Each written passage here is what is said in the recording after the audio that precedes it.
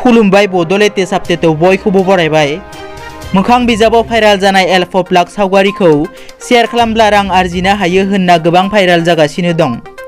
समाजारि बिजोङाव भाइराल जानाय मोनसे सोमोनांथाव सावगारि जायखौ बयबो मोखां बिजाबाव पस्ट होनायखौ शेयार खालामनायाव मुखुब नुनो मोन्दों।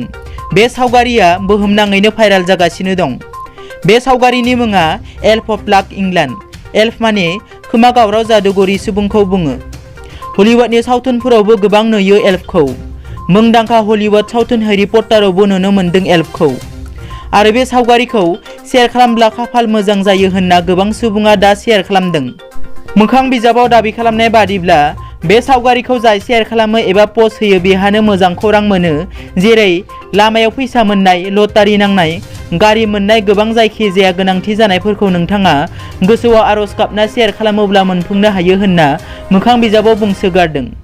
नाथाय बे खोथाया बेसेबां सैथो आरो खोमसि फोथायनाय नङाथो होननानै गोबाङानो गनायना लानो हायाखै।